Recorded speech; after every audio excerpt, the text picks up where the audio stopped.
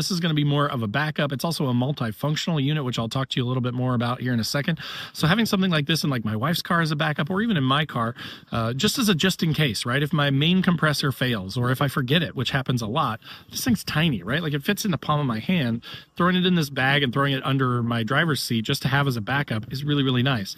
I'm going to show you all these features on this thing in a second. It is really well designed and has a ton of cool stuff. But so you get the pump itself, you get a tire inflator, plus the bag I mentioned already.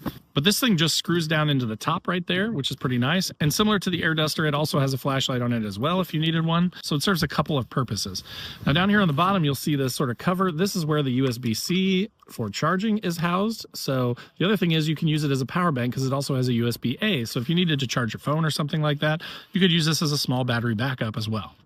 So in addition to the tire inflating tube, you also get a number of other attachments, things for like airing up a basketball, soccer ball, little air pump type things, just a bunch of different attachments, which I really like that because more often than not, I will go out to like a kid's sporting event or something and they'll say, hey, I need air in my basketball or I need air in my soccer ball. And with my big double compressor, I don't even have a tip for that, and it's too powerful. I don't have a way to air up stuff.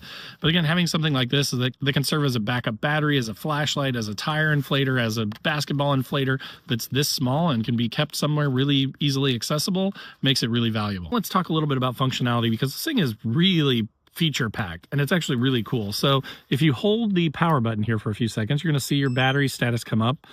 And then after you hold it for a few seconds, all this other stuff comes up. And if you can see there, it's got these different sort of modes. And if you hit this little cycle mode button here, you can see it changing. So like right now it's on car, right?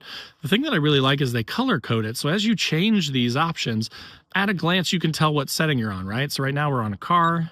You could do motorcycle tires, it changes to blue. You could do a bicycle tire, changes to a light blue. You could do like sports balls, changes to yellow. And then that final mode there is what they call custom mode. And it basically sets it to 20 PSI as the default, but you can customize that. So the cool thing is it actually will adjust your maximum PSI and it has auto shut off too. So if you set your PSI to, this defaults for the vehicle to 36 PSI. So if you are airing up your tires, you just turn it on and let it go and it'll shut itself off when it hits 36 PSI. Then you can move it to the next tire. Same thing, just let it go. Now, I also like that they do show you the PSI down here on the bottom. So I love that it has all that information on this big, nice, easy to read screen. I mean, it's bright daylight out here and you can still read that screen really well. It's really easy to see what you're looking at. Now to control the flashlight, you've got this light button down here. You hold that for a second, it will beep and the flashlight will come on. Turn it off, same thing, hold it for a few seconds, it goes off. Of course, if you wanted to adjust the pressure, you can just hit the positive, minus, you can set it to whatever you want. And again, once you hit the power button, it's gonna start. And then it's going to go until you turn it off or until it hits that target pressure, which is awesome.